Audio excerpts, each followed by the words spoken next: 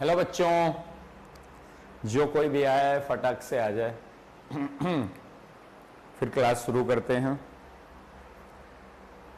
और आगे बढ़ते हैं।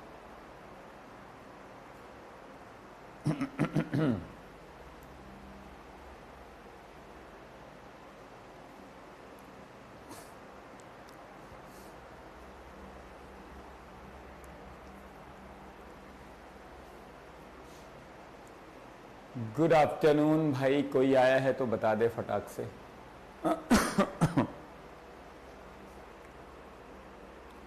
कृष्णा भैया भी नहीं आए हैं क्या? कल तक कृष्णा भैया आ रहे थे।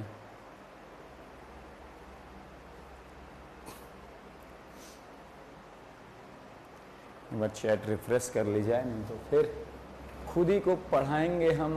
और क्या भाई साहब,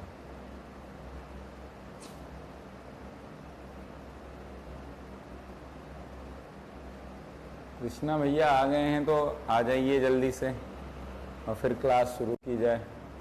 शॉर्ट की डायोड पढ़ा जाएगा हम लोग आज, है ना।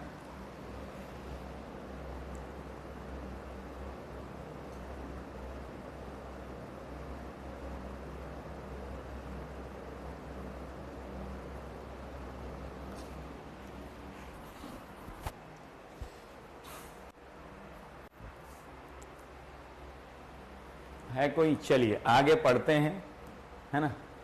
JFET, junction field effect transistor, हम कल खत्म कर चुके थे। कैरेक्टरिस्टिक भी खत्म कर चुके थे, क्वेश्चन भी प्रैक्टिस कर लिया। एन टाइप चैनल जेफेट कैसा होता है, पी टाइप चैनल जेफेट। तो अब हमें शॉर्ट की डायोड पढ़ना। शॉर्ट की डायोड या शॉर्ट की बैरियर डायोड, दोनों नाम ही यूज होते हैं अब्रिव, है ना, डायरेक्टली इनडायरेक्टली। तो शॉर्ट की डायोड, शॉर्ट की डायोड को और शॉर्ट की बैरियर डायोड भी कहते हैं इसको।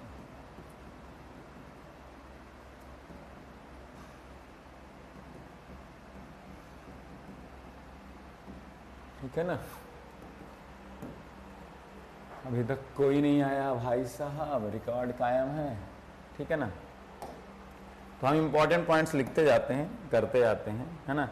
बेसिकली इसका हम क्या बनाएंगे, फर्मी लेवल डायग्राम बनाएंगे। वहां से कुछ इंपॉर्टेंट फार्मूलाज हैं मैं वो लिखूंगा और कुछ इंपॉर्टेंट पॉइंट्स हैं वो लिखूंगा, बस, है ना। बहुत छोटा सा है, इसको हम आज फिनिश कर देंगे, ठीक है ना। क्या है, शॉर्ट की डायोड बनता कब है? जब हम एक मेटल को और एक सेमीकंडक्टर को brought into contact, n type semiconductor होना चाहिए specifically, and there should be a metal like aluminium, है ना। फॉर एग्जाम्पल एल्युमिनियम, कॉपर, है ना, ये सब एग्जाम्पल है मेटल्स के, ठीक है ना। So when we brought a metal in contact with the n type semiconductor, we get a Schottky diode और शॉर्ट की बैरियर डायोड, है ना। एक मिनट थोड़ा सा कर लेने दीजिए, टिल्टेड है ना, तो लिख देता हूं। शॉर्ट, वी गेट शॉर्ट की डायोड और Schottky barrier diode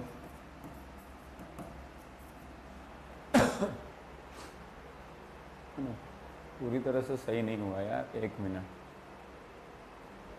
tilt ज्यादा है।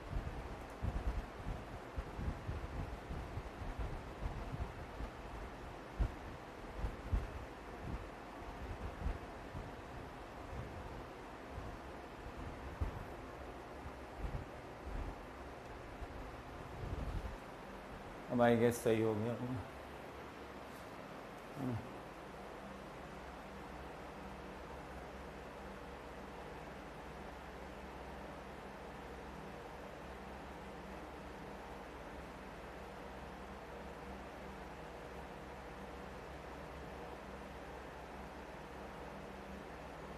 नॉट इज फिक्स्ड, ठीक है ना। हाँ, वी गेट शॉर्ट की डायोड और Schottky barrier diode when a metal, like for example aluminium, is brought into contact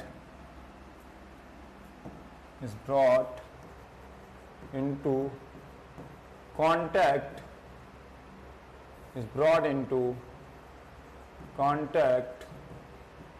with n-type semiconductor, है ना। पीएन जंक्शन के पहले हम यही Schottky डायोड ही यूज करते थे।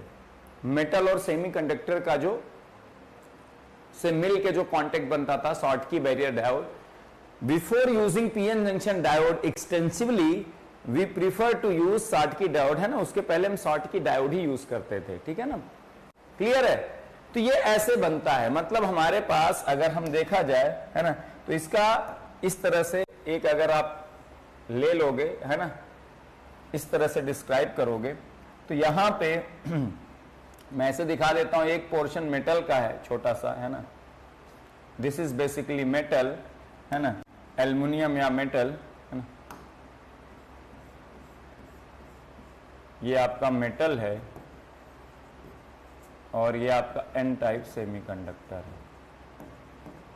दिस इज व्हाट योर, और इसका साइन कई बार इस तरह से दिया जाता है ना, थोड़ा सा ऐसे, है ना, बना दिया जाता है ना, Schottky डायोड, इस तरह से रेफर करते हैं, ठीक है ना। आप बना लीजिए, कोई क्लास में है तो, या रिकॉर्डेड देख रहे हैं तो भी आराम से बना लीजिए, ठीक है ना।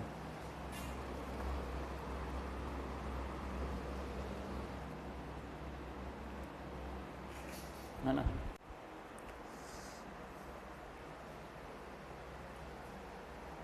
साइन सही बनाया ना। तो जब एक मेटल और एक सेमी, आई थिंक ये एक मिनट, यहां पे यस का साइन रहता है ना, Schottky के लिए यस का साइन रहता है ना। तो ये इस तरह से रहता है ना, ठीक है, क्लियर है। यस का साइन एक तरह से आपको बनाया Schottky डायोड, है ना। तो इस तरह से, एक तरह से आप अगर इसको एनालॉगस देखेंगे पीएन जंक्शन डायोड के, तो पी रीजन के प्लेस पे एक मेटल आ गया और एन रीजन तो एन रीजन है ही, ठीक है ना। तो यहां भी डिप्लीशन रीजन क्रिएट होती है, लेकिन डिप्लीशन रीजन कहां पे क्रिएट होगी? केवल n part of the n part of the diode में। यहां पे n part of the diode में केवल डिप्लीशन रीजन क्रिएट होगी। डिप्लीशन रीजन विड्थ उसी के अकॉर्डिंग आएगी, बिल्ट इन पोटेंशियल उसी के अकॉर्डिंग आएगा, है ना, सब कुछ उसी के अकॉर्डिंग आएगा। तो ये आपका साइन है ना। तो एक तरह से ये पी और एक एन रीजन, क्या ये मेटल रीजन और ये सेमीकंडक्टर रीजन, है ना। तो ये मेटल सेमीकंडक्टर डायोड है बेसिकली, अगर आप देखेंगे, है ना। पीएन जंक्शन डायोड में दोनों सेमीकंडक्टर होते थे और एक जंक्शन बनता था। यहां एक मेटल और सेमीकंडक्टर का जंक्शन है ना, जिसको हम Schottky बैरियर डायोड या Schottky डायोड कहते हैं, ठीक है ना। अब इसमें हम इसका फर्मी लेवल डायग्राम बनाते हैं, वहां से मैं सारे फार्मूले बताऊंगा और इसकी कुछ इंपॉर्टेंट प्रॉपर्टी बताऊंगा। कुछ इंपॉर्टेंट प्रॉपर्टी मैं चाह रहा हूं अभी लिख लेते हैं हम, ताकि हम फर्मी लेवल डायग्राम बना के सारे फार्मूले लिख लेंगे और इस पे बेस्ड कुछ क्वेश्चन कर लेंगे इंपॉर्टेंटली, ठीक है ना। यहां पे जो सबसे इंपॉर्टेंट प्रॉपर्टी क्या है, जो सबसे इंपॉर्टेंट जहां से आपको क्वेश्चन आएगा और जिसके लिए Schottky डायोड यूज किया जाता है, वो आप दिमाग में रखिए, है ना। दी मोस्ट इंपॉर्टेंट पॉइंट पहला है, जो आपको पूछा जाएगा ईएस में बार बार आता रहेगा। Schottky डायोड को जब भी किसी और डायोड से कंपेयर करते हैं, Schottky डायोड में क्या होता है ना, इलेक्ट्रॉन्स, मेटल में भी इलेक्ट्रॉन्स हैं और एन टाइप सेमीकंडक्टर में भी इलेक्ट्रॉन्स हैं। ये कब फॉरवर्ड बायस होगा? जब मेटल को बैटरी के पॉजिटिव एंड से कनेक्ट करोगे और एन एंड को निगेटिव एंड से बैटरी के, जैसे वहां पीएन जंक्शन में होता था। तो जब इसको फॉरवर्ड बायस करते हैं तो करंट इलेक्ट्रॉन की वजह से फ्लो होती है। Electron is majority in n type semiconductor, यहां भी मेटल में इलेक्ट्रॉन ही है, यहां मेजॉरिटी इलेक्ट्रॉन्स की वजह से करंट फ्लो होती है, ठीक है ना। फॉरवर्ड बायस करने में, रिवर्स बायस करने पे यहां भी करंट नहीं फ्लो होगी, रिवर्स एसोसिएशन करंट फ्लो होगी, जो कि बहुत स्मॉल होती है, ठीक है ना। तो फॉरवर्ड बायस में यहां मेजॉरिटी इलेक्ट्रॉन की वजह से करंट फ्लो होती है, इसीलिए यहां पे माइनॉरिटी स्टोरेज टाइम नहीं होता है, माइनॉरिटी कैरियर स्टोरेज टाइम यहां नहीं होता है जब हम इस डायोड को स्विच ऑफ करते हैं, फॉरवर्ड बायस से रिवर्स बायस करते हैं। जब आप एक नॉर्मल डायोड को देखते हो तो होल आता है पी से एन रीजन में और n रीजन में वो डिफ्यूज होता है, वो माइनॉरिटी चार्ज कैरियर है n रीजन के लिए। इलेक्ट्रॉन n से p रीजन में जाता है, वहां वो माइनॉरिटी बन जाता है। यहां इलेक्ट्रॉन यहां से यहां जाएगा, वो माइनॉरिटी नहीं बनेगा। यहां से यहां इलेक्ट्रॉन आएगा, वो माइनॉरिटी नहीं बनेगा। यहां सब कुछ मेजॉरिटी है।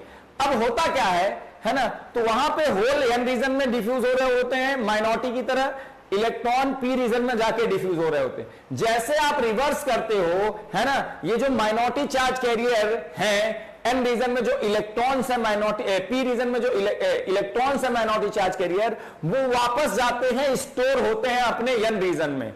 n रीजन में जो माइनॉरिटी होल्स हैं जो p रीजन से आए हैं, वो वापस जाते हैं और स्टोर होते हैं कहां पे, अपने p रीजन में।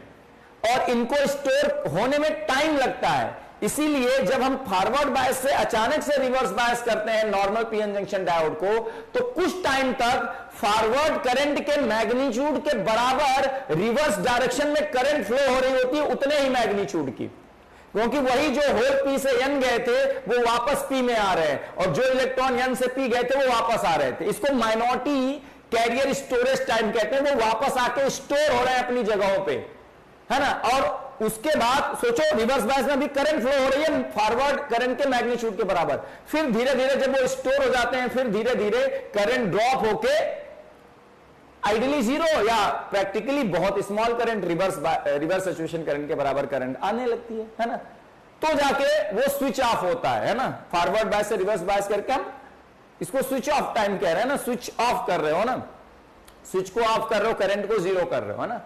तो फॉरवर्ड से रिवर्स बायस जाने में जो आपका स्विचिंग टाइम है वो ज्यादा होता है नॉर्मल पीएन जंक्शन में। लेकिन यहां क्या होगा, यहां कोई माइनॉरिटी स्टोरेज टाइम नहीं होगा, क्योंकि यहां कोई माइनॉरिटी, है ना p से n में माइनॉरिटी होल जाके माइनॉरिटी बन गए, ना n से p में जाके इलेक्ट्रॉन माइनॉरिटी बन गए। यहां पे माइनॉरिटी स्टोरेज टाइम होता ही नहीं है, इसीलिए जब इसको फॉरवर्ड टू रिवर्स बायस करेंगे, इसका स्विचिंग टाइम बहुत स्मॉल होता है। मतलब ये फास्टर स्विच होगा compare to PN junction diode. ये बहुत इंपॉर्टेंट पॉइंट है। और दूसरा बहुत इंपॉर्टेंट पॉइंट है ना, दूसरा क्या इंपॉर्टेंट पॉइंट है कि इसकी जो रिवर्स सैचुरेशन करंट होती है वो नॉर्मल पीएन जंक्शन डायोड से ज्यादा होती है रिवर्स सैचुरेशन करंट, अगर दोनों डायोड की क्रॉस सेक्शनल एरिया सेम लिए हो तब, है ना। सेम क्रॉस सेक्शनल एरिया की बात कर रहे हैं ना, क्योंकि एरिया पे भी रिवर्स सैचुरेशन करंट डिपेंड करता है, ठीक है ना। ऑलमोस्ट इक्वल या आसपास ही क्रॉस सेक्शनल एरिया है, तो रिवर्स सैचुरेशन करंट शॉर्ट की डायोड की ज्यादा होती है। और reverse saturation current I naught ज्यादा होने पे कमी फॉरवर्ड बायस वोल्टेज पे, कट इन वोल्टेज इसको कहते हैं ना, इतना फॉरवर्ड बायस लगा दिया कि करंट पास होने लगी डायोड से, डायोड ऑन हो गया। तो यहां पे कमी फॉरवर्ड बायस है, कमी कट इन वोल्टेज है, इसका 60 की डायोड का होता है, क्योंकि कमी वोल्टेज लगा के, क्योंकि reverse saturation current I naught ज्यादा है, आई नॉट ई की पावर वीडी अपॉन वीटी, कमी वीडी लगा के आप उतनी करंट पैदा कर सकते हो जिससे कंडक्शन शुरू हो जाए। कट इन वोल्टेज यहां स्मॉल होता है ना। यहां थोड़ा सा फॉरवर्ड बायस वोल्टेज लगा के उतनी करंट पैदा की जा सकती है जितना कंडक्शन के लिए जरूरी है, जबकि नॉर्मल डायोड में ज्यादा फॉरवर्ड बायस लगाना पड़ता है to have the same amount of current और which is required for conduction. तो यहां आप देखोगे इसको कमी वोल्टेज लगा के ऑन भी किया जा सकता है, इसका कट इन वोल्टेज कम होता है, तो इसको ऑन करने में भी हमें थोड़ी कम मशक्कत करनी पड़ती है। ये भी एक बहुत इंपॉर्टेंट पॉइंट है 60 की डायोड का with respect to a normal PN junction diode. And these two points are extensively utilized where switching is important, है ना, जहां पे स्विचिंग टाइम कम करना है, जहां कमी फॉरवर्ड बायस वोल्टेज लगा के उसको टर्न ऑन कर देना है, 60 की diode is very much preferred, ठीक है ना। ये दोनों पॉइंट मैं लिखवा देता हूं, ठीक है ना। इन 60 की डायोड, है ना, मैंने जितने पॉइंट बनाया उसका कंक्लूजन लिखा रहा हूं। इन 60 की diode current flows due to majority electrons, हर जगह इलेक्ट्रॉन है, उन्हीं की वजह से करंट हो रहा है, कोई माइनॉरिटी का कॉन्सेप्ट ही नहीं, due to majority electrons and therefore there is no minority carrier या minority charge, है ना, minority carrier storage carriers storage, minority carrier storage time, and therefore there is no minority carrier storage time in case of Schottky diode.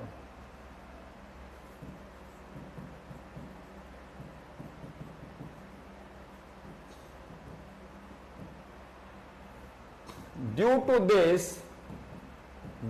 this switching time from forward bias to reverse bias is very small compared to normal PN junction diode. ये point बहुत important है ना, क्योंकि ये difference पूछा जाता है आपको एग्जाम में पॉइंट के फॉर्म में। This is the first point, this is very important. Important point मैं पहले ही बता दे रहा हूं, फिर हम फर्मी लेवल डायग्राम बना के कुछ इंपॉर्टेंट पैरामीटर्स को नोट कर लेंगे, उस पर बेस्ड कुछ क्वेश्चन कर लेंगे, ठीक है। चलिए दूसरा पॉइंट क्या है इंपॉर्टेंट, सारे इंपॉर्टेंट पॉइंट पहले पेज पे। दूसरा क्या है, reverse saturation current, reverse saturation current of Schottky diode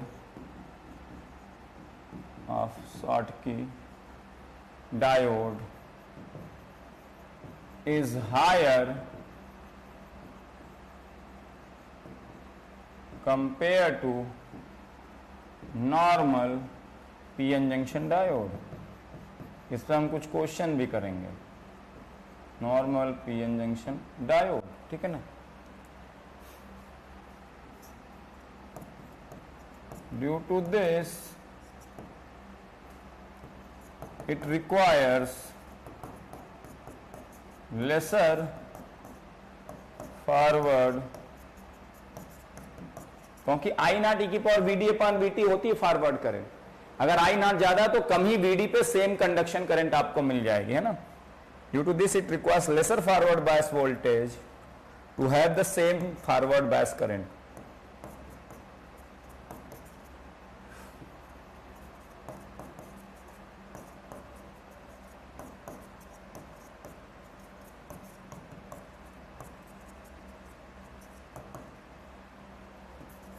And also due to this it has cut in voltage. क्या होता है, वो फॉरवर्ड बायस वोल्टेज जिसपे जस्ट कंडक्शन शुरू हुआ, जस्ट थोड़ी सी करंट पास होना शुरू हुई, तो यहां पे जस्ट वो थोड़ी सी करंट पास कराने के लिए कम ही फॉरवर्ड बायस लगाना पड़ेगा, जबकि नॉर्मल पीएन जंक्शन डायोड में जस्ट वो थोड़ी सी करंट पास कराने के लिए ज्यादा फॉरवर्ड बायस वोल्टेज लगाना पड़ेगा, क्योंकि reverse saturation current I naught कम। Also due to this it has lesser value of cut in voltage.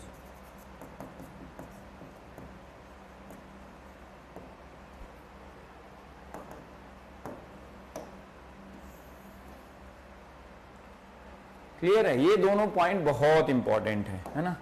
ये दोनों पॉइंट आप याद रखिए इसके बारे में, बाकी कुछ याद हो ना हो, ये दोनों ऑब्जेक्टिव के फॉर्म में आपसे पूछे जा सकते हैं। नाउ लेट अस, जब मेटल और एक सेमीकंडक्टर को आपस में पास लाएंगे, एन टाइप सेमीकंडक्टर को, कैसे फर्मी लेवल डायग्राम चेंज होगा, कैसे क्या बनेगा, इसको समझते हैं। पहले हम फर्मी लेवल डायग्राम अलग अलग बनाते हैं जब वो दोनों पास में नहीं लाए गए, ठीक है ना। जब वो दोनों पास में नहीं लाए गए तब क्या होगा, एक रिफरेंस वैक्यूम लेवल सबके लिए सेम ही होगा, एक रिफरेंस वैक्यूम लेवल सबके लिए तो सेम ही होगा, ठीक है। एक रिफरेंस वैक्यूम लेवल है ना, ये वैक्यूम लेवल है, इसको बना देते हैं वैक्यूम लेवल, ठीक है ना। अब मैं मेटल का बनाता हूं फर्मी लेवल, उसका वर्क फंक्शन डिफाइन कर देता हूं, है ना। मेटल का ये मान लो, let's say it is a Fermi level of metal, है ना। ये क्या है, EFM, Fermi level of the metal, है ना। इसके बीच की जो डिस्टेंस है यहां से यहां तक, है ना, यहां से यही तो Q phi M है, metal work function.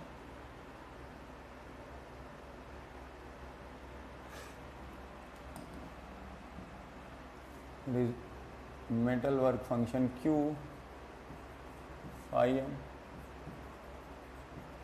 Metal work function, ये एनर्जी डिफरेंस जो भी है, सही है सर, है ना। अब हम बनाते हैं एन टाइप सेमीकंडक्टर का। उसमें मैंने जब आपको मॉसफेट पढ़ाया था तो सारी चीजें पढ़ाई थी, वही वाला बनेगा, है ना, डायग्राम, है ना, कोई दिक्कत वाली बात है नहीं। तो ये देखो यहाँ पे कहीं इसका कंडक्शन बैंड है सेमीकंडक्टर का, ठीक है भाई साहब। यहाँ पे कहीं इसका फर्मी लेवल EF है, very close to conduction band. तो मैं यहाँ पे, है ना, फर्मी लेवल जो है इससे ऊपर ले रहा हूँ, ठीक है ना, मेटल से, ठीक है। और इसका कहीं पे इंट्रिंसिक फर्मी लेवल भी होगा, उसको मुझे बनाने की ऐसा कोई ज़्यादा ज़रूरत नहीं है। EV कहीं पे होगा, EV कहीं दिखा दो, कोई दिक्कत नहीं, वो तो एनर्जी गैप कितना उस पर डिपेंड करेगा, है ना। और mid of the band gap भी यहीं कहीं डिसाइड कर लो, यहाँ कहीं होगा। मेन है EF इज एबव EFM, है ना। तो ये है एन टाइप सेमीकंडक्टर का EFN, ये क्या है EC, ये क्या है EV, ये क्या है mid of the band gap EI, है ना, ठीक है। बहुत अच्छी बात है सर। यहाँ पे क्या क्या डिफिनीशंस हैं, हम जब फिर साथ में लाएंगे तो उसका एक फर्मी लेवल डायग्राम अलग से बना देंगे भाई साहब, कोई दिक्कत वाली बात तो है नहीं, है ना। तो ये देखो, आपको पता है कंडक्शन बैंड और वैक्यूम के बीच में जो एनर्जी गैप होता है उसको हम इलेक्ट्रॉन एफिनिटी कहते हैं सेमीकंडक्टर के केस में, ये तो आपको पता ही है ना। यस सर, ये पता है, हमने पढ़ा था मॉसफेट में, है ना, वही चीज यहाँ पे जाई, है ना, इलेक्ट्रॉन एफिनिटी।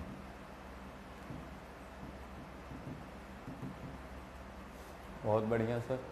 अरे बाप रे, कोई आ गया, रत्नेश बेटा कहाँ थे अभी तक, ठीक है ना। और आपको पता है फर्मी लेवल से वैक्यूम तक इलेक्ट्रॉन को ले जाने के लिए जितनी एनर्जी लगेगी उसी को हम इसका क्या कहते हैं, वर्क फंक्शन। रिफरेंस वही लेते हैं ना। चलो कोई तो आ गया। This is your work function Q phi S, this is semiconductor work function.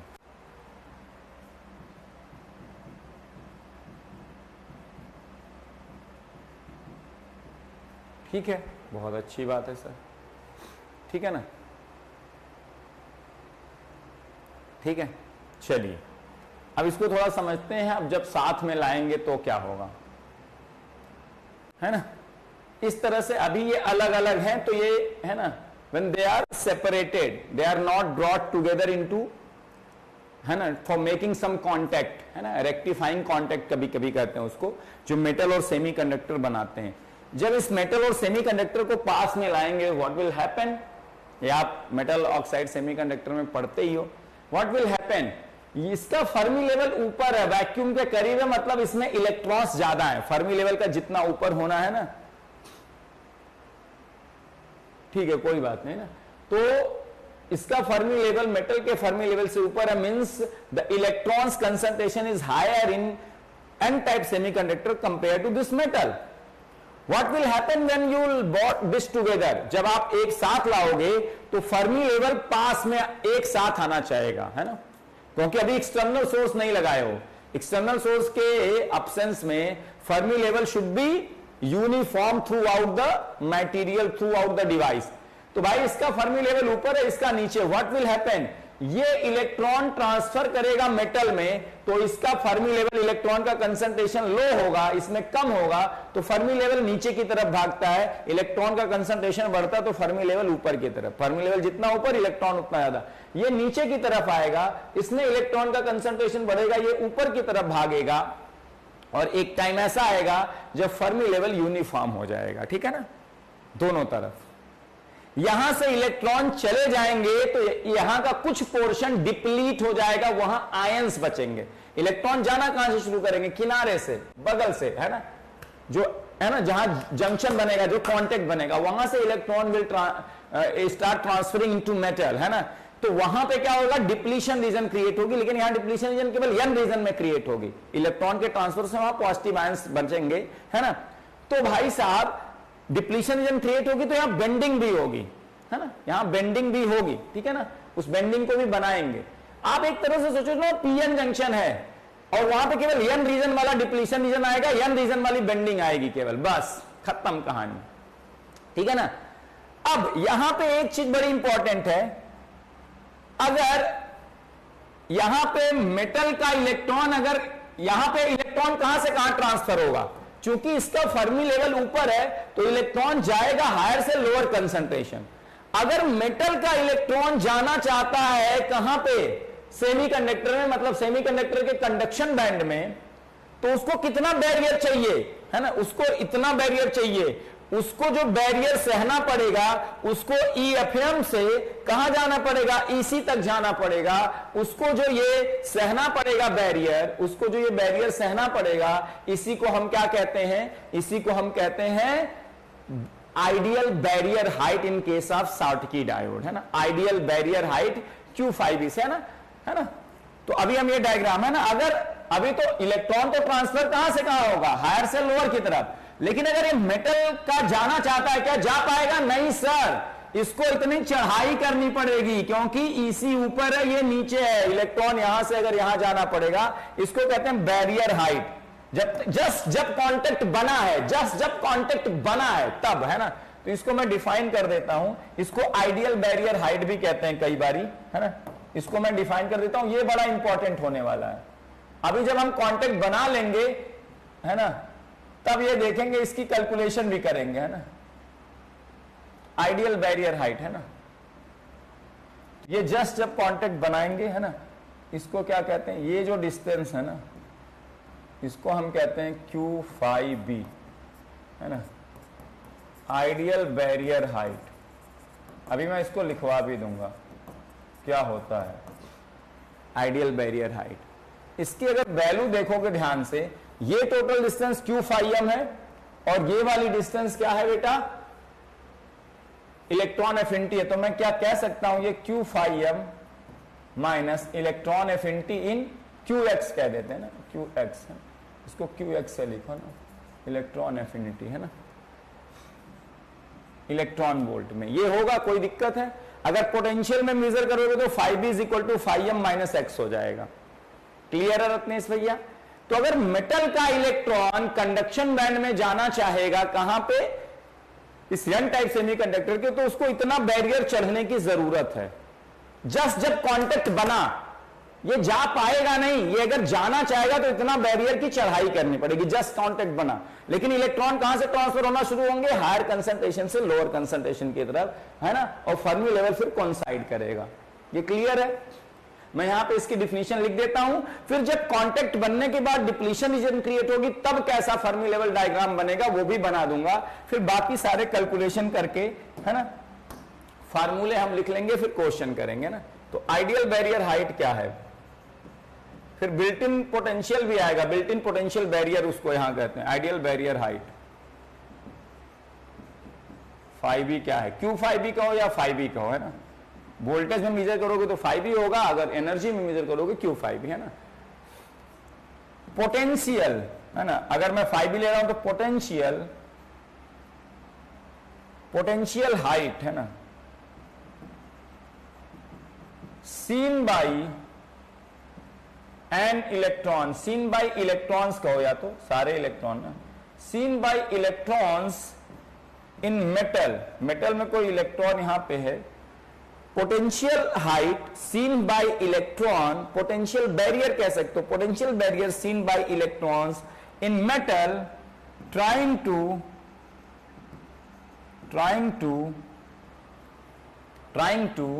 go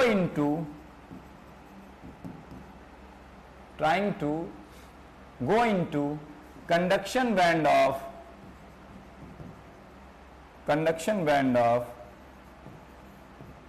potential seen by या potential height seen by electrons in metal, है ना, trying to go into conduction band of semiconductor, है ना। ये 5B है। Clear है, इसमें कोई दिक्कत तो नहीं है। अब हम जब साथ में लेते आएंगे तो कैसा फर्मी, है ना, कैसा बनेगा Fermi level diagram, that I am going to make, है ना।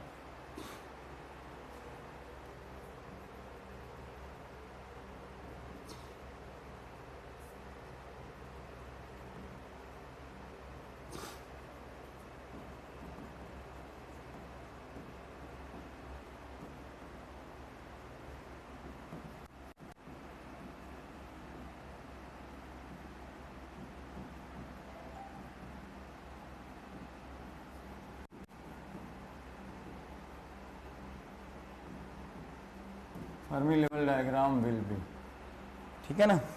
कैसा होगा फर्मी लेवल डायग्राम, ध्यान से देखो, मेटल का पहले बना देते हैं, है ना।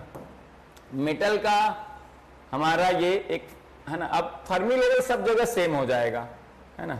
मेटल का हो चाहे वो सेमीकंडक्टर का, सबका सेम हो जाएगा। कैसे सेम हुआ, इलेक्ट्रॉन के ट्रांसफर से। So this is basically EFM and this is also becomes the EFN, है ना। ठीक है सर, बहुत बढ़िया। अब सर यहां पे बेंडिंग होने वाली है ना। मान लो ये जंक्शन है, मान लो ये जंक्शन है, इसके इधर मेटल है ना, ये जंक्शन है, मैं इसको जंक्शन बना देता हूं ना, जंक्शन है, ठीक है ना। ये जंक्शन है मेटल और सेमीकंडक्टर का ना, जब वो ज्वाइन किए गए तो एक जंक्शन बनेगा ना, it is the junction, junction point.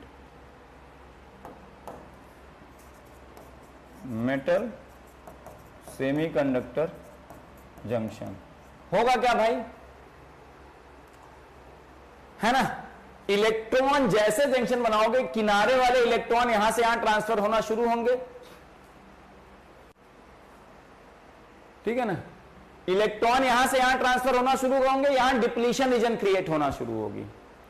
Depletion region के क्रिएट होने की वजह से जब यहां पे पॉजिटिव आयंस आएंगे और यहां पे इलेक्ट्रॉन, एक्स्ट्रा इलेक्ट्रॉन आएंगे, तो यहां निगेटिव चार्ज आएगा। तो बताओ एक पोटेंशियल डिफरेंस पैदा होगा because of these positive ions, because of these positive ions they will create a potential difference. Positive ions की वजह से जो डिप्लीशन रीजन बनेगा, उस डिप्लीशन रीजन के क्रॉस एक पोटेंशियल डिफरेंस पैदा होगा, है ना। और उसकी वजह से एक इलेक्ट्रिक फील्ड पैदा होगी पॉजिटिव आयन से निगेटिव आयन की तरफ, है ना, पॉजिटिव आयन से निगेटिव की तरफ। यहां निगेटिव आयन हालांकि नहीं है, अगर पी रीजन होता तो यहां निगेटिव आयन होता है, यहां तो मेटल है। तो उस डिप्लीशन रीजन में इस डायरेक्शन में इलेक्ट्रिक फील्ड डेवलप होगी, इलेक्ट्रॉन यहां से गए, यहां पॉजिटिव आयन बचा, इस डायरेक्शन में इलेक्ट्रिक फील्ड आएगी, है ना, ठीक है ना। तो हम मान लेते हैं इतना रीजन डिप्लीशन रीजन में चला गया। डिप्लीशन रीजन के आउटसाइड तो इलेक्ट्रिक फील्ड नहीं होगी, डिप्लीशन रीजन के आउटसाइड जब इलेक्ट्रिक फील्ड नहीं होगी तो वहां तो EC उतना ही डिस्टेंस पे होगा जितना पहले पे था। ये EC, वहां पे बेंडिंग नहीं होगी EC एनर्जी लेवल में, ये EC एनर्जी लेवल में मान लेता हूं, है ना। वो जितना यहां पे क्लोज था उतना भी, है ना, जहां पे, है ना, ये जब इलेक्ट्रिक फील्ड मौजूद नहीं है तो EC और EF के बीच का जो डिफरेंस है वो उतना ही रहेगा, है ना। तो जहां डिप्लीशन रीजन नहीं है वहां बेंडिंग नहीं होगी, है ना। लेकिन इलेक्ट्रिक फील्ड इस डायरेक्शन में है because of positive ions in this depletion region, there will be negative x direction में फील्ड, है ना। और वो फील्ड कैसी होगी, वेरिएबल इलेक्ट्रिक फील्ड होगी। डिप्लीशन रीजन के अंदर इलेक्ट्रिक फील्ड कैसी आती है, पीएन जंक्शन को याद करो, पीएन जंक्शन में हम एन साइड की एनालिसिस करते थे ना, एन साइड के डिप्लीशन रीजन की अलग से एनालिसिस करते थे, पी साइड के डिप्लीशन रीजन की अलग से। वहां पॉजिटिव आयंस की वजह से एक पॉजिटिव स्लोप होता था QND अपॉन एप्सिलॉन का in an side of the depletion region में, इलेक्ट्रिक फील्ड में। तो इलेक्ट्रिक फील्ड वेरिंग नेचर की होती है, तो बेंडिंग कैसी आती है, नॉन लीनियर। और अगर निगेटिव एक्स डायरेक्शन में हो तो बेंडिंग कैसी आती है बेटा, बेंडिंग कैसी आती है बेटा, बेंडिंग सर डिक्रीजिंग नेचर की आती है ना, इस तरह की बेंडिंग आएगी, है ना। थोड़ा सॉरी,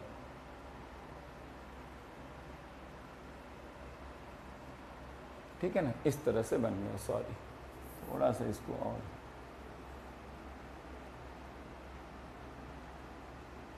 एकदम स्मूथली, है ना,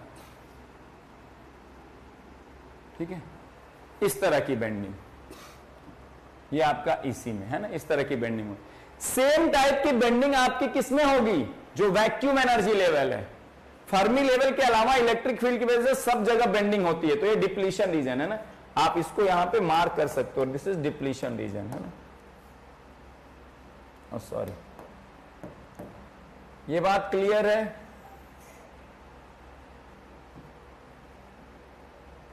एकदम सब कुछ एक तरह से ये जंक्शन हो गया, है ना। इलेक्ट्रिक फील्ड ये डिप्लीशन रीजन है,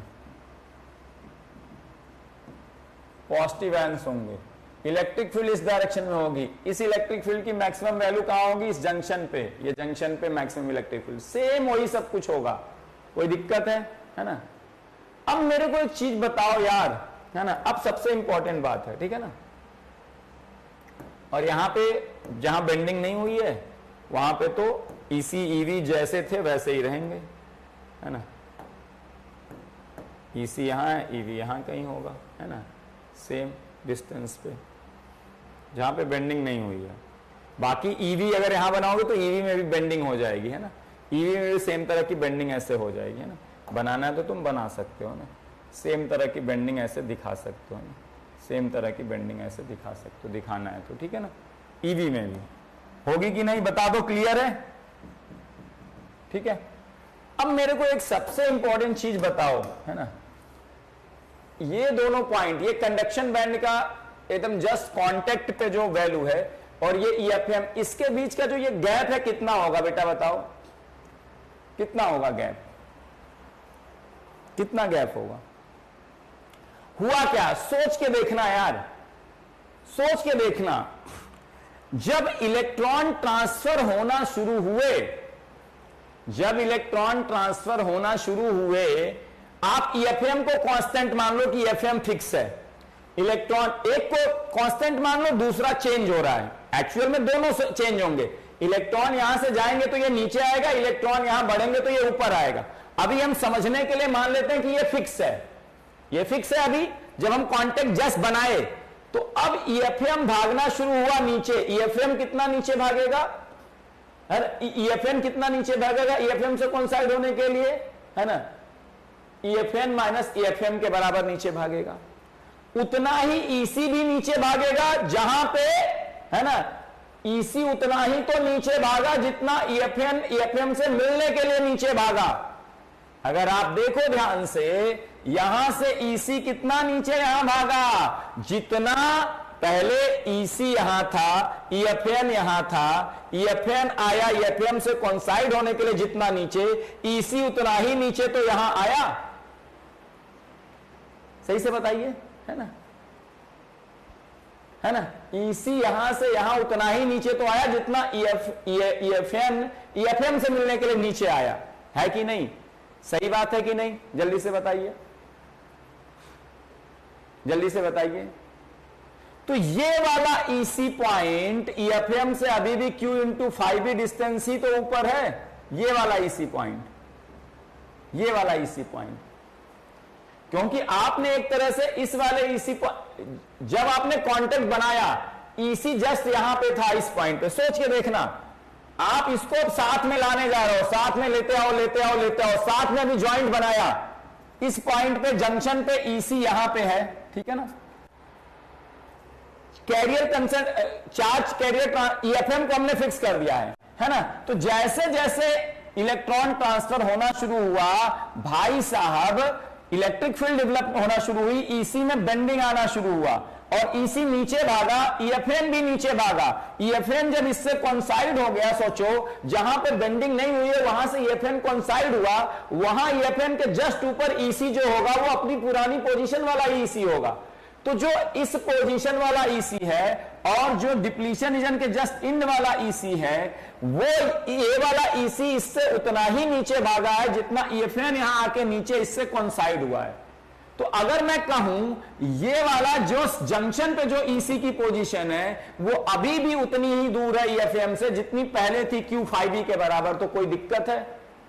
सोच के देखो ना, जब इसको तुम एक तरह से ऐसे साथ में लाओ, है ना, EC यहां पे जंक्शन पे ये वाला EC है, जैसे कैरियर ट्रांसफर होना शुरू हुआ, है ना, डिप्लीशन शुरू हुआ, EC में बेंडिंग शुरू हुई, मतलब EC नीचे जा रहा है ना EFN के साथ, है ना, ऐसे ऐसे ऐसे, और जब EFN कोइंसाइड हो गया तो यहां वाला, है ना, डिप्लीशन इनके बाहर वाला EC यहां पे आके रुका बेंड होते होते, और EFN आके यहां इससे कोइंसाइड हो गया। तो ये वाला EC तो अभी भी EFM से Q5B डिस्टेंस ही है कि नहीं, ये सबसे इंपॉर्टेंट समझने वाली बात है।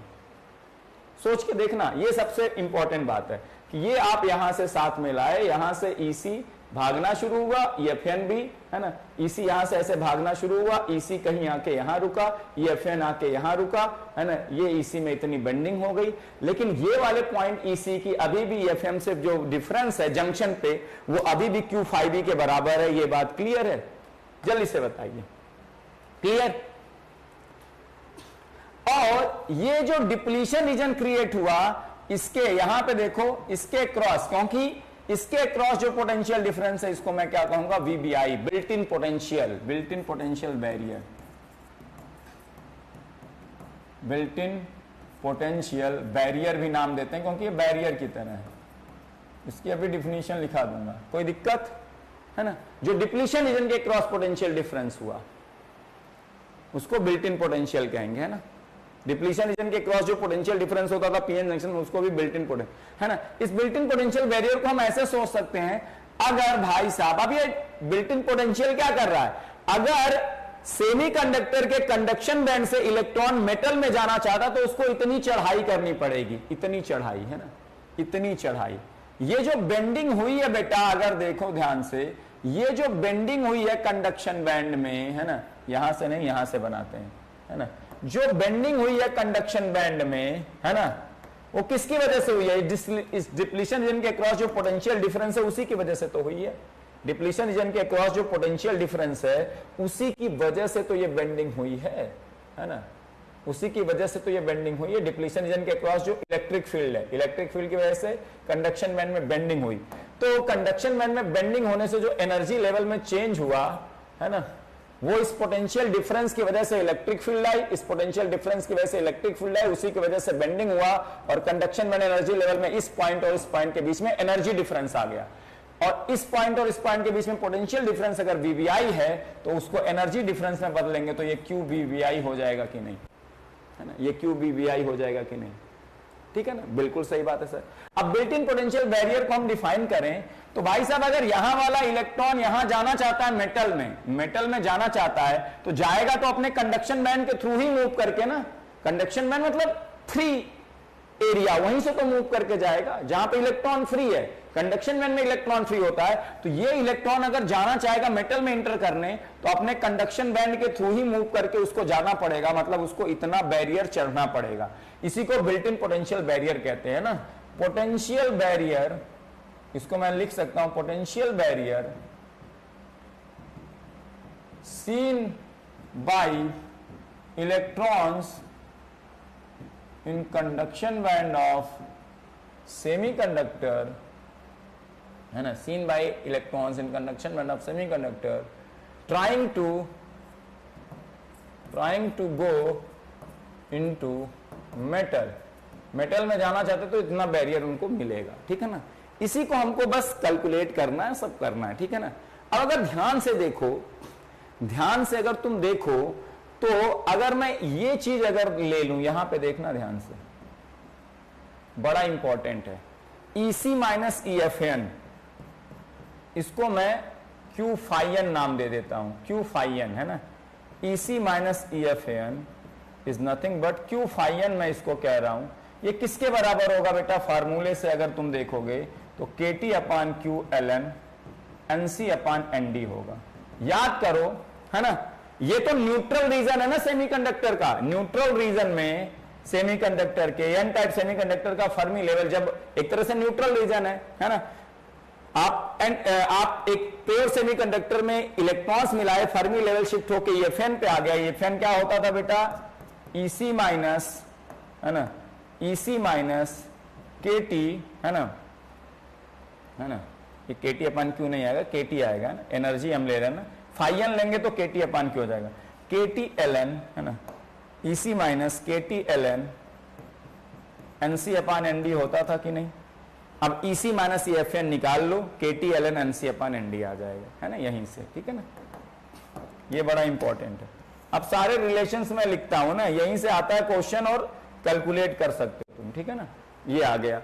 अब तुम अगर ध्यान से देखो, total Q phi b is nothing but Q VBI plus Q phi n, है ना, from the Fermi level diagram.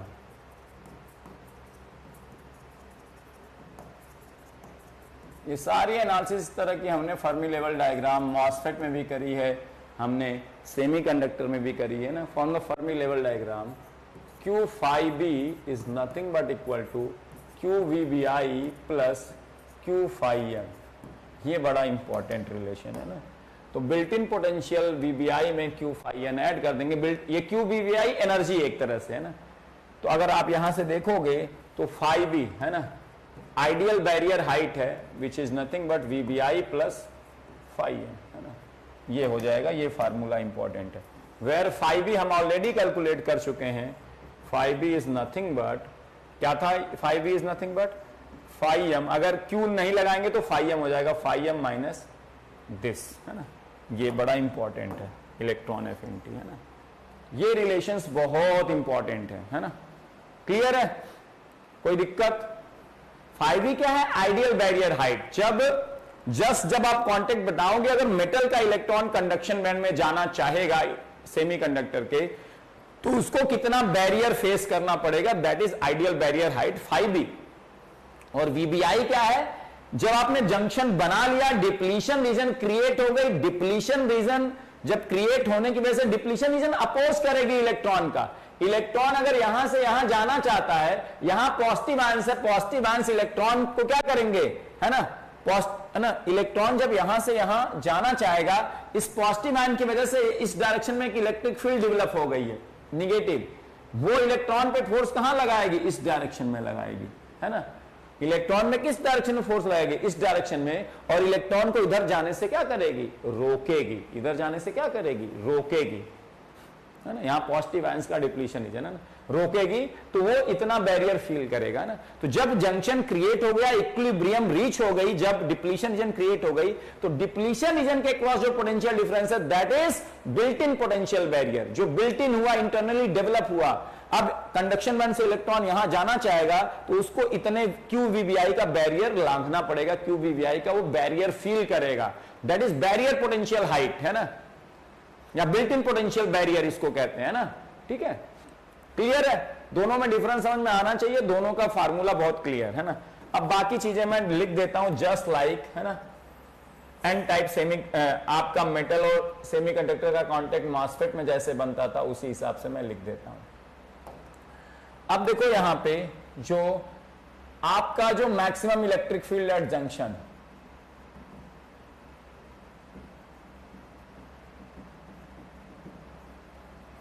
Inside depletion region, depletion region में इलेक्ट्रिक फील्ड होगा एकदम जैसे आप पीएन जंक्शन का एन साइड वाला डिप्लीशन रीजन को एक्सप्लोर करते थे ना, वही सेम फार्मूले लगेंगे।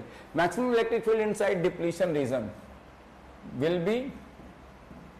will be at metal semiconductor junction and is given by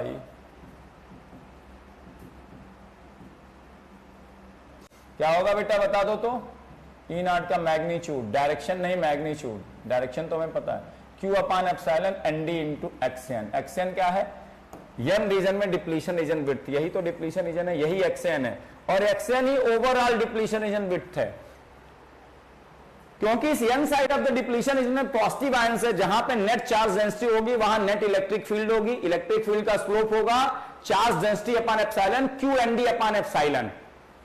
क्योंकि स्लोप कांस्टेंट है, इलेक्ट्रिक फील्ड लिनियरली वेरी करेगी n side of the depletion region में। और हमें पता है जैसे जैसे हम सेमीकंडक्टर की तरफ बढ़ेंगे इलेक्ट्रिक फील्ड घटने लगेगी, and outside the depletion reason electric field zero, यानी कि इलेक्ट्रिक फील्ड है तो इस डायरेक्शन में, इलेक्ट्रिक फील्ड मैक्सिमम यहां होगी, और है ना घटते घटते मैग्नीट्यूड में जीरो हो जाएगी यहां पे पहुंचने पे, जो सेम फार्मूला हमने वहां लगाया था, है ना। तो अगर तुम ध्यान से इलेक्ट्रिक फील्ड की इक्वेशन लिखनी चाहोगे तो इसका स्लोप पॉजिटिव होता है Q upon epsilon ND into x, है ना, ये स्लोप हो गया, स्लोप इंटू एक्स प्लस सी, ये निगेटिव है, अगर इसको पूरे साइन के साथ लेंगे, है ना, तो ये निगेटिव एक्स डायरेक्शन में, इसीलिए जब एक्स जीरो रखोगे तो ये इलेक्ट्रिक फील्ड मिलेगी मैक्सिमम, और एक्स बढ़ाते जाओगे तो इलेक्ट्रिक फील्ड क्या हो जाएगी, घटती जाएगी, x is equal to XN पे E ऑफ एक्स घट के जीरो हो जाएगा, ठीक है ना। यही इक्वेशन है फ्रॉम x0 टू XN तक, है ना, जैसा तुम एन टाइप ऑफ सेमीकंडक्टर में करते थे, उठा के देखना जाके, है ना, आप वहां पे लेते थे Q upon epsilon ND into X plus C की वैल्यू कैसे फाइंड आउट करते थे, at x is equal to XN electric field is zero. अगर मैं कहूं ध्यान से, आप स्लोप है Q upon epsilon into ND, net charge density की वजह से स्लोप है डी बाई डी एक्स का Q ND upon epsilon, slope constant है मतलब लीनियरली वेरी करेगा, तो आप क्या लिखोगे E of x mx plus C, at x is equal to zero, at x is equal to x N electric field zero हो जाएगी, आपको पता है बाय डिफॉल्ट किसी भी लाइन का इक्वेशन mx प्लस सी होता है ना। तो आप at x is equal to क्या लिखोगे, at x is equal to x N electric field has to be zero. देखो ना, at x is equal to x N, अगर X is equal to zero मान लो, तभी तो यहां बेंडिंग नहीं है, कोई इलेक्ट्रिक फील्ड नहीं है, तो बेंडिंग नहीं है ना। तो x is equal to zero रखोगे तो c की वैल्यू की x is equal to x N रखोगे तो c की value minus of q upon epsilon N D X N आ जाएगा, क्योंकि q upon epsilon N D X plus c, x is equal to x N पे इसको zero करोगे तो q upon epsilon N D into X N plus c is equal to zero, c की value minus of q upon epsilon N D into X N. फिर आप अगर चाहोगे कि at x is equal to zero electric field क्या आएगी, x is equal to zero रख दो, minus q upon epsilon N D into X N. ये मैक्सिमम इलेक्ट्रिक फील्ड है। माइनस साइन क्यों आ रहा है, क्योंकि निगेटिव x डायरेक्शन में है ना, ठीक है। तो यही सेम इक्वेशन आएगी जैसे वहां एन टाइप ऑफ सेमीकंडक्टर में आती थी, है ना, सिमिलर है ना। तो ये मैक्सिमम इलेक्ट्रिक फील्ड है।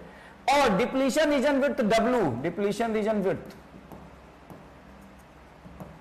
अगर आपको याद हो जब मॉसफेट में भी हम बनाते थे तो मॉसफेट में ऑक्साइड लेयर और मेटल के बाद एक ऑक्साइड लेयर आ जाती थी, फिर आता था सेमीकंडक्टर, और डिप्लीशन रीजन केवल सेमीकंडक्टर में क्रिएट होती थी, है ना। डिप्लीशन रीजन केवल सेमीकंडक्टर में क्रिएट होती थी इन डिप्लीशन मोड ऑफ ऑपरेशन, याद है। यहां पे भी मेटल और सेमीकंडक्टर का जब कांटेक्ट बना रहे हैं तो डिप्लीशन रीजन केवल सेमीकंडक्टर में क्रिएट हो रही है, और डिप्लीशन रीजन विड्थ एक्सियन यही W है।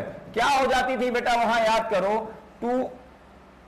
2 epsilon upon Q 1 upon N A plus 1 upon N d, लेकिन यहां क्या आएगा 1 अपान एन डी आएगा, क्योंकि यन साइड केवल डिप्लीशन रीजन है। 2 epsilon upon Q 1 upon N D into क्या आ जाएगा VBI, है ना। In case of reverse bias,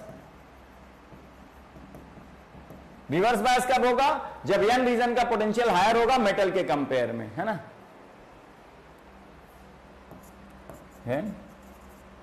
N is at higher potential.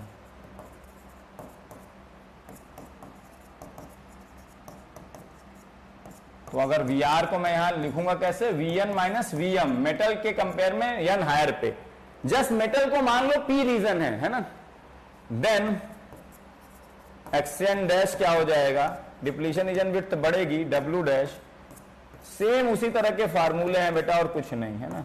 1 upon N D, है ना, 1 upon N A plus 1 upon N, यहां 1 upon N D, VBI plus क्या आ जाता है, VR आ जाता है, ऐसे यहां भी सेम एकदम, कोई दिक्कत वाली बात नहीं है ना, ठीक है ना। और VR किसको कहेंगे, Vn माइनस Vm को, where Vn is higher than Vm, है ना, Vn is greater than Vm, है ना।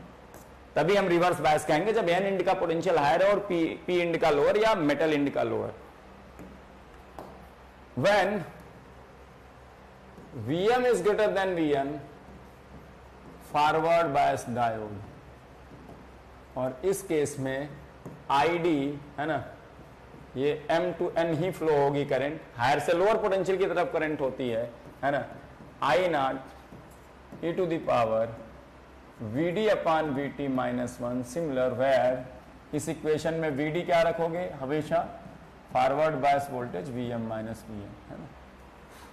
ये आपकी इक्वेशन है फॉरवर्ड बायस की, है ना। रिवर्स बायस के केस में ये इक्वेशन, यहां बिल्ट इन पोटेंशियल कैलकुलेट करने का वो तरीका नहीं होगा KT अपान Q ln Na ND अपान Ni स्क्वायर, क्योंकि वहां ऐसा तब हो पाता था क्योंकि इस तरफ हम फार्मूला लगाते थे, इसी तरह का बनता था फर्मी लेवल डायग्राम जैसे यहां आया है, यहां P रीजन में भी बनता था। तो P रीजन में हम शिफ्टिंग का फार्मूला यूज करते थे, N रीजन में शिफ्टिंग का फार्मूला यूज करते थे। एक जगह शिफ्टिंग का फार्मूला में ND अपान Ni आता था, एक जगह Na अपान Ni, उन दोनों को मिक्स करने पे Na ND अपान Ni स्क्वायर आता था।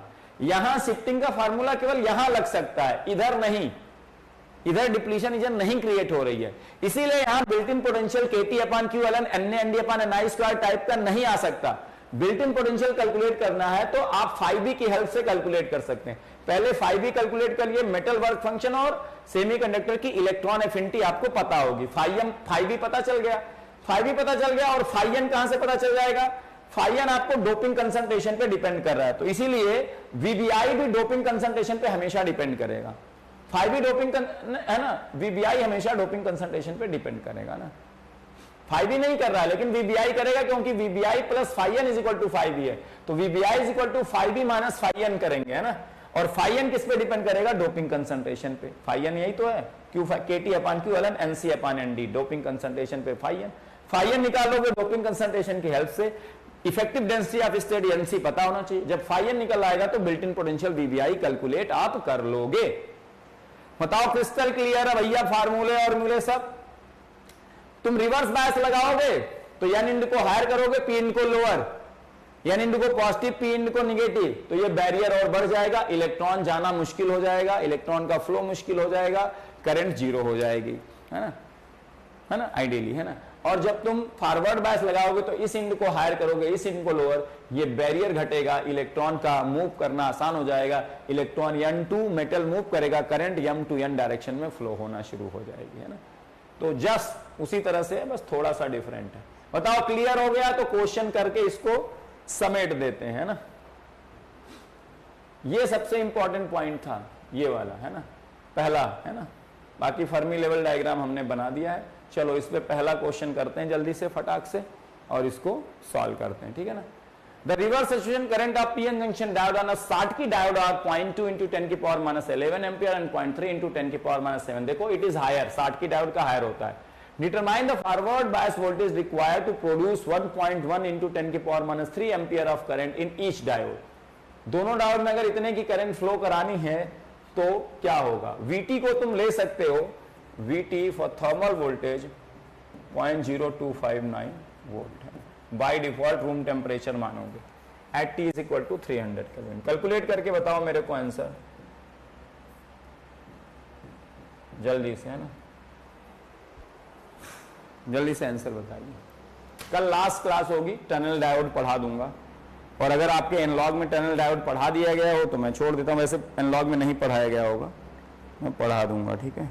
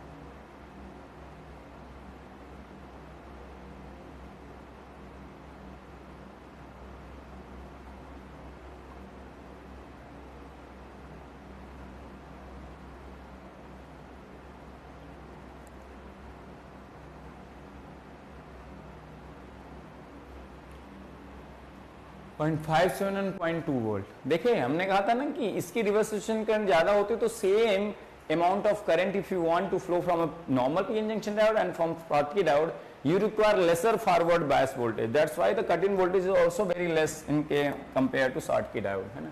तो हम निकालते हैं, हमको क्या है, सेम करंट कितने की चाहिए, ID is 1.1 into 10 की पावर -3 एम्पियर, ठीक है ना। चलो फॉर PN जंक्शन डायोड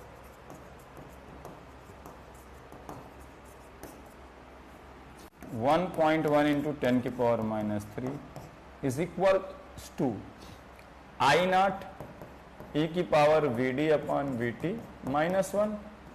हमको पता है I naught 10 की पावर -3 के ऑर्डर का है, I naught 10 की पावर -11 के ऑर्डर का है। तो दिस VD e की power VD upon VT will be very very high. This VD will be very very high such that VD upon VT is very high and e की power बहुत high power ई की लेंगे तो बहुत high आएगा। सोच के देखो ना, ये बहुत स्मॉल है 10 की पावर -11 और इस प्रोडक्ट को 10 की पावर -3 का होना, मतलब ये 10 की पावर 8 के ऑर्डर का आना चाहिए। मतलब ई की पावर x, ये 1 तो कांस्टेंट है, ई की पावर x 10 की पावर 8 के ऑर्डर का होना चाहिए। और 10 की पावर 8 के रिस्पेक्ट में 1 को निग्लेक्ट कर सकते हो कि नहीं? यस सर, तो मैं निग्लेक्ट कर दे रहा हूं, आई नॉट ई की पावर VD अपॉन VT, है ना, मैं लिख सकता हूं, है ना। तो लॉजिकली लिखा है ना, डायरेक्टली निग्लेक्ट कभी नहीं करना है। इसका है 0.2 इंटू 10 की पावर -11 ई की पावर VD अपॉन VT। तो यहां से देखो ध्यान से, ये इधर लेते आओ, है ना, इसको अगर इधर लाओगे तो 1.1 divided by 0.2 is 11 divided by 2 is 5.5 into 10 की पावर -3 डिवाइडेड बाय 10 की पावर -11 इज 10 की पावर 8 ई की पावर VD अपॉन VT हो जाएगा। यहां से VD आ जाएगा VT ln 5.5 into 10 to the power 8। दोनों तरफ ln E ले लिया तो ये ln 5.5 10 की पावर 8 ई की ln E की power VD upon VT, VD upon VT बाहर, ln E बेस E 1 हो जाएगा। तो VD इज इक्वल टू इतना हो जाएगा 0.0259 ln 5.5 इंटू 10 की पावर 8। कितना आ जाएगा बेटा? यहां से आंसर आपने जो निकाला है मोस्ट प्रोबेबली वही आना चाहिए, बट मैं चेक कर लूँ, कई बार आप लोग कैलकुलेशन मिस्टेक कर देते हो तो दिक्कत हो जाएगी। So it is coming out to be 0.521 volt या अप्रोक्सीमेटली 0.52। वेरी गुड, है ना। सेकेंड फॉर शॉटकी डायोड, क्या होगा?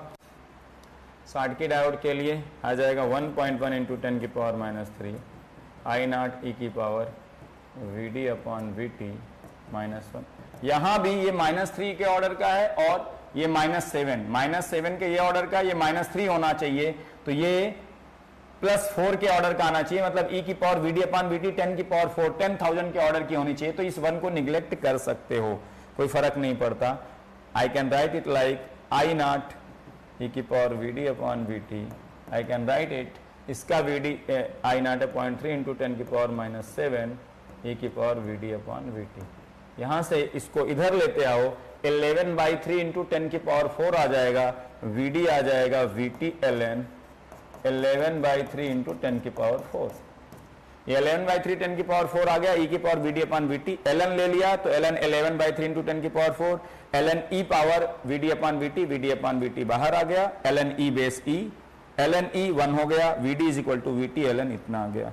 इसका आंसर क्या आ गया? VD की वैल्यू, VT की वैल्यू 0.0259 रख देंगे, ये 10 की पावर 4 हो गया, ये आ गया 11 divided by 3, it is coming out to be 0.272 volt, है ना। तो कम ही वोल्ट लगा के सेम अमाउंट ऑफ करंट आप फ्लो करा सकते हो शॉटकी डायोड में, because it has higher value of reverse saturation current, है ना। इसी वजह से इसकी कट इन वोल्टेज भी क्या होता है, थोड़ा सा कम होता है। इसका आंसर बताइए क्या होगा? दूसरा, फिर एक क्वेश्चन और है, तीसरा, है ना।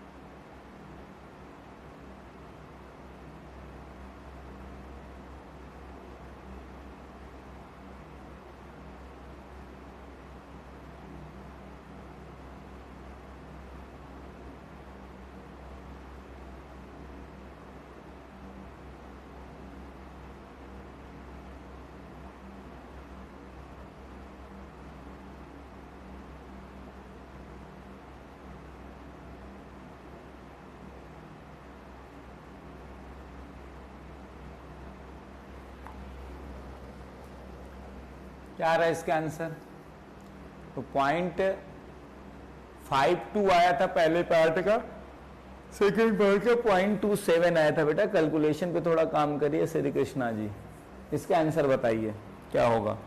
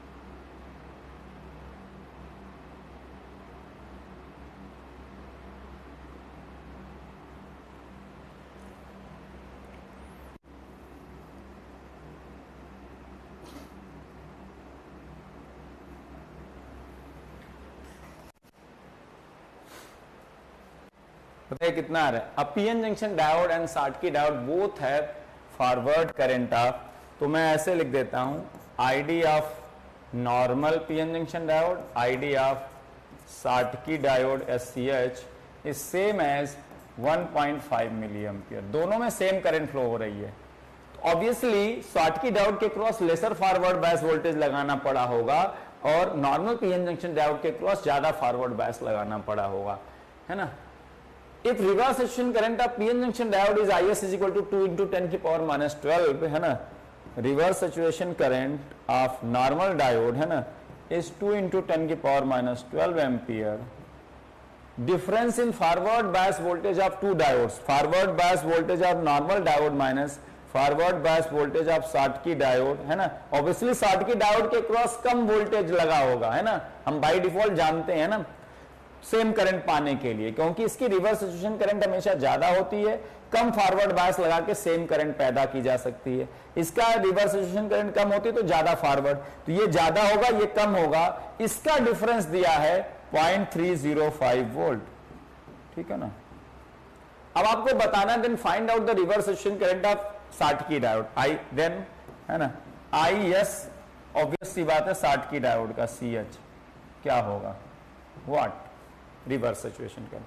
आपको पता है ना, ID ऑफ नॉर्मल डायोड हो जाएगा I0 e की power VD upon VT minus 1 और ID ऑफ शॉटकी डायोड होगा I0 ISCH, है ना, ISCH, इसको IS ले लेते हैं ना, नॉर्मल डायोड में IS लिए, e की power VD of SCH divided by VT minus 1, है ना। अब हम यहां अप्रोक्सीमेशन लगाएंगे, है ना, क्योंकि जो फॉरवर्ड करंट आपकी दी है 1.5 मिली एम्पियर, यहां देखो it is of the order of -12, मतलब पिको एम्पियर के ऑर्डर की, और हमें करंट मिली एम्पियर, मतलब समझ रहे हो, फॉरवर्ड बायस वोल्टेज e की power VD upon VT sufficiently high, ये -12 के ऑर्डर का है और हमें 10 की पावर -3 के ऑर्डर की करंट चाहिए, ये 1 तो कांस्टेंट है, ये यानी कि 10 की पावर 9 के ऑर्डर का आना चाहिए, तभी तो -12 और 9 -3 देंगे +9, तो ये 1 को निग्लेक्ट कर सकते हैं। सेम यहां पे भी, क्योंकि इसकी करंट भी रिवर्स सैचुरेशन करंट इससे तो ज्यादा होगी, लेकिन ये भी 10 की पावर -8 -9 इसी ऑर्डर की होगी, हमें चाहिए 10 की पावर -3, मतलब इसके रिस्पेक्ट में इस 1 को निग्लेक्ट करने में कोई बुराई नहीं है ना। तो मैंने कहा था 1 ऐसे हवा में मूंद के मत निग्लेक्ट कर देना, जब मैंने नॉर्मल पीएन जंक्शन डायोड पढ़ाया था तब भी, तो मैं यहां लॉजिकली कर रहा हूं। और अभी जब कैलकुलेट होके करंट आ जाएगी ना बेटा, जब करंट कैलकुलेट होके आ जाएगी तो एक बार हम देख भी लेंगे कि हम जो अजम्पशन माने थे करेक्ट है कि नहीं। ISS हम ये कब लिख रहे हैं, जब हम मान रहे हैं कि ये करंट बहुत ही स्मॉल ऑर्डर की होगी एंड हमको क्या चाहिए होगा, जो फॉरवर्ड बायस वोल्टेज है e की पावर VD अपॉन VT काफी लार्ज चाहिए होगा। तभी हम इस 1 को निग्लेक्ट कर पा रहे हैं, तो हम वो अज्यूम कर लेंगे, ठीक है ना। अब हम डिवाइड करते हैं ना, आईडी एसएच अपान आईडी करेंगे तो ये 1 आ जाएगा। यहां हम इन दोनों को इक्वेट कर देना, ये और ये सेम है, तो हम आ जाएंगे आई एस ई की power V D upon V T is going to be equal to I S C H E की power V D S C H upon V T, है ना। अब हमें ये पता करना है, तो अब हम क्या करेंगे, ये सीधे आई एस सी एच निकल आएगा, आई एस इंटू ई की पावर, इसको इधर लाएंगे तो V D minus V D S C H upon V T, यही तो हो जाएगा, ये आएगा इधर ऊपर जाएगा। ये आई एस हमें पता है 2 इंटू 10 की पावर माइनस 12 एम्पियर ई की पावर 0.305, है ना, डिवाइडेड बाई 0.0259, यही तो होगा। तो हम देखते हैं ये कितना आ रहा है भाई साहब, यही तो आंसर आया, डिफरेंस 0.305 यही तो दिया था। अब देख लेते हैं, 2 इंटू 10 की पावर माइनस 12 शिफ्ट ई की power 0.305 divided by 0.0259, it is coming out to be 2.62602 into 10 की पावर माइनस 7 एम्पियर। ये 10 की पावर माइनस 8 अगर यहां पावर करोगे तो यहां 10 से मल्टी, यहां कितना भरा जाएगा, 26.02 भरा जाएगा, क्योंकि माइनस 7 को माइनस 8 करोगे तो 10 की पावर माइनस 1 और 10 की पावर प्लस 1 से मल्टीप्लाई करोगे, माइनस 8 हो जाएगा, 10 की पावर प्लस 1 इसको 26.02 कर देगा। तो देख रहे हो, ये 10 की पावर माइनस 7 के ऑर्डर का है, इसको चाहिए 10 की पावर माइनस 3, मतलब e की पावर x शुड बी 10 की पावर 4 के ऑर्डर का होना चाहिए, और 10 की पावर 4 के ऑर्डर का होने के लिए 10 की पावर के 4 के ऑर्डर का होने होगा तो इस 1 को निग्लेक्ट कर सकते हैं, बेटा ये आएगा आंसर, ठीक है, 26.02, है ना। आपका फिर भी गलत है बेटा, कैलकुलेशन अपनी सही करिए बेटा, आपके कैलकुलेशन बहुत पुअर है ना। ऐसे क्वेश्चन में गलती कर रहे हो यार, इक्वेट करनी थी बेटा, केवल इक्वेट करना था, दोनों की करंट सेम है, दोनों की करंट सेम है। अगर ये करंट सेम 1.5 नहीं भी दिया रहता तो भी आंसर, बस ये कह देता ये पीएन जंक्शन डायोड और Schottky diode has a same forward current. Forward current कितनी है इसकी जरूरत ही नहीं पड़ी एक तरह से, है ना। तो सेम फॉरवर्ड करंट है तो एक में वोल्टेज ज्यादा होगा एक में कम, है ना, क्योंकि एक की रिवर्स सब्स्टिट्यूशन करंट ज्यादा एक की कम, है ना। विदाउट, है ना, using this 1.5 milli ampere we can find out the value, है ना। आपका कुछ गलत आया है बेटा, है ना, ठीक है, क्लियर है, कहां कैलकुलेशन मिस्टेक है, समझ में आ गई। अब इस क्वेश्चन को सॉल्व कर दो, this is the last question for today's class, है ना। तो श्री कृष्णा बेटा अपने कैलकुलेशन पे काम करिए, आपकी कैलकुलेशन पुअर है।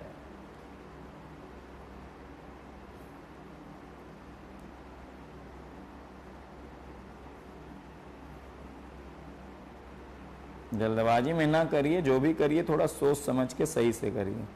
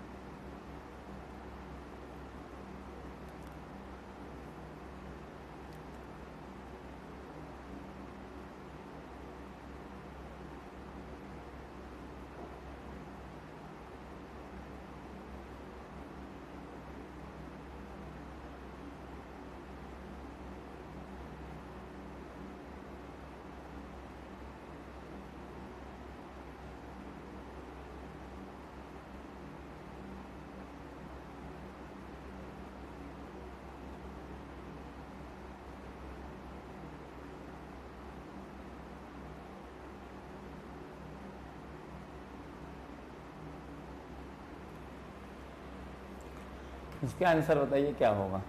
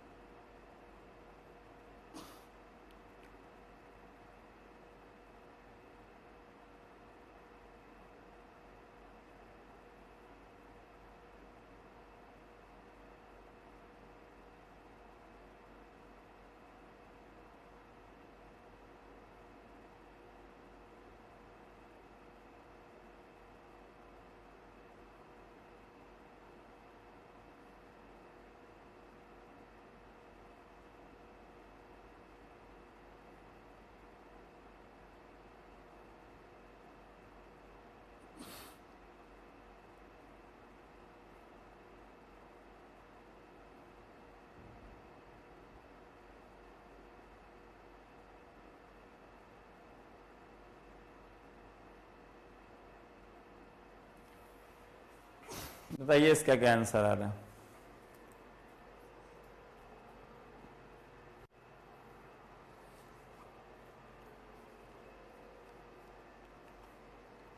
In a Schottky diode, the doping concentration on n side is Nd is equal to 0.5 into 10 to the power 16 per centimeter cube, and Nc 2.8 into 10 to the power 19 per centimeter cube. Effective density of states in conduction band. Metal work function Q phi m is 4.5 electron volt, and electron affinity of semiconductor is Qx is 4.0 electron volt. If Vt is 0.0259 volt at T is equal to 300 Kelvin, then find out the built-in potential VBI. बताइए, है ना? तो यहां पे अगर ध्यान से देखें हमें क्या क्या गिवन है, एनडी यहां पे सॉल्व करते हैं ना। एनडी गिवन है, ND is equal to 0.5 into 10 की पावर 16। एनसी गिवन है, एनसी की जरूरत पड़ेगी, यस सर, 2.8 इंटू 10 की पावर 19 पर सेंटीमीटर क्यूब।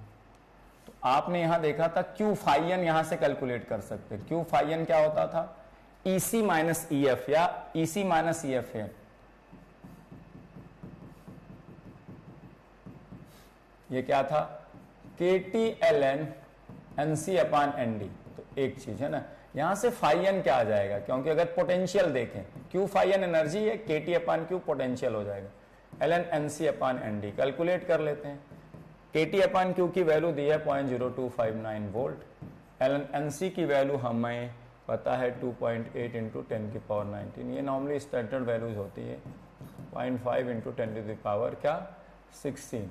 इसकी वैल्यू क्या आई बताइए पहले, फाई एन की वैल्यू। फाई एन अब आपको याद होगा VBI plus phi N is phi of B होता था, है ना। क्यू फाई बी क्या होता था? आइडियल बैरियर हाइट होता था, है ना, एनर्जी के फॉर्म में। फाई बी लोगे तो पोटेंशियल के फॉर्म में। क्यू फाई बी एनर्जी होता है, क्यू हटा दोगे तो फाई बी पोटेंशियल हो जाएगा। सिंपल सी बात है ना। 0.0259 0.5 की वजह से वो क्या बन जाएगा, 2.8 इंटू 2 5.6 मल्टीप्लाइड बाई 10 की पावर 3, ये आ रहा 0.2235 या 0.224 कह दें अप्रॉक्सीमेटली वोल्ट आ गया। ठीक है सर। अब हमें क्या पता है, हमें क्यू फाई बी यहां से पता चल जाएगा। क्यू फाई बी क्या होता था? ये Q phi M metal work function minus electron की एफिनिटी के गैप के बराबर होता था। ये आ गया 4.5 minus 4, this is 0.5 electron volt, है ना। तो यहां से फाई बी आ गया, है ना।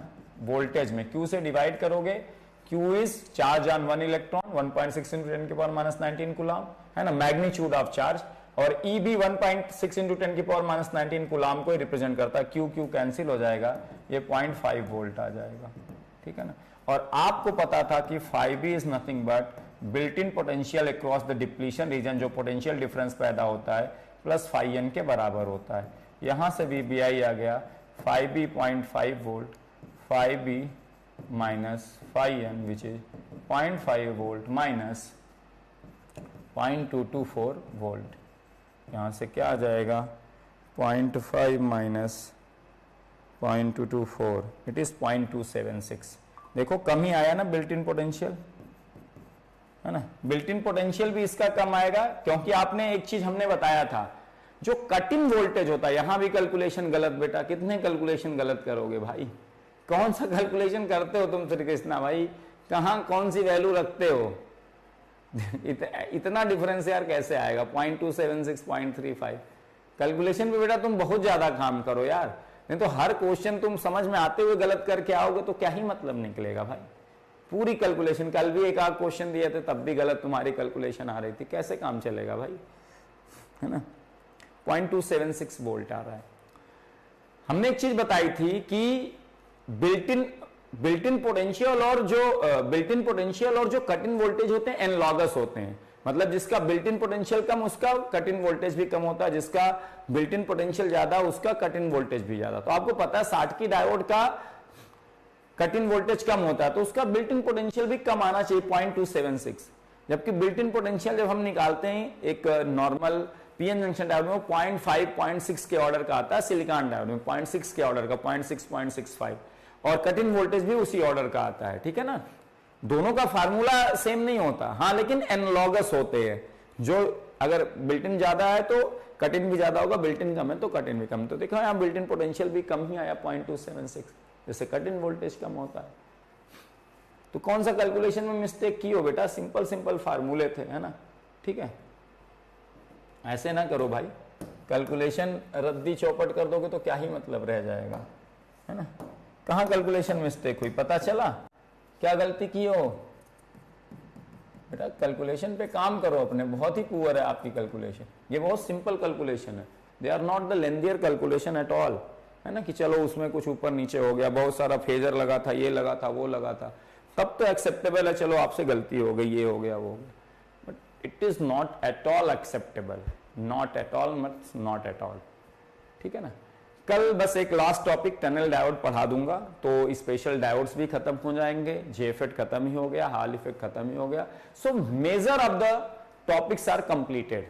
बाकी आप एडवांस इलेक्ट्रॉनिक्स में बाकी चीज, आईसी फैब्रिकेशन और बाकी जो भी चीजें हैं इलेक्ट्रॉनिक्स वाली, वो आप एडवांस इलेक्ट्रॉनिक्स में पढ़ते ही हो, तो ऑलमोस्ट इतना अगर आप जानते हो तो बहुत अच्छा कर लोगे इंजीनियरिंग सर्विसेज एग्जामिनेशन में। हाँ, आपकी कैलकुलेशन अच्छी होनी पड़ेगी, आपका बाकी चीजें अच्छा होना पड़ेगा। तो tomorrow will be the last class, tunnel diode discuss करेंगे और उसको खत्म करेंगे, है ना, ठीक है। चलो, तो thank you so much everyone, bye bye, take care. कल मिलते हैं, कल लास्ट क्लास होगी। तो मैम अगर बैच मैनेजर देख रही होंगी तो मैम कल लास्ट क्लास होगी, कल एक और क्लास शेड्यूल कर दीजिए, है ना, उसको बस, उसके बाद हमारी क्लासेस खत्म हो जाएंगी एक्स्ट्रा वाली, है ना। ईएससी से रिलेटेड बेटा क्या गाइडेंस चाहिए बताइए?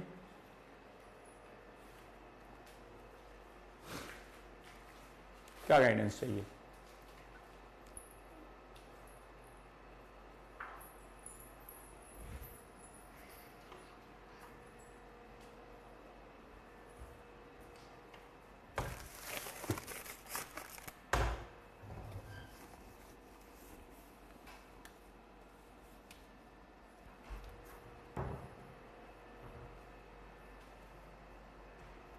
ईएससी के लिए जो आप जा रहे हैं उसको मतलब कुछ नहीं, प्रैक्टिस करिए ना प्रीलिम्स में, है ना। नॉनटेक बेटा अब तो टाइम बहुत कम रह गया, नॉनटेक में तो जितना सर लोग करा ना उतना करने की जरूरत है ना। नॉनटेक में 100% टारगेट करने की कोई जरूरत नहीं है ना, कल भी मैंने बताया था ना। नॉनटेक में पहले आप सब्जेक्ट, अब तो बहुत कम टाइम रह गया यार, मतलब 8 जून को एग्जामिनेशन है ना।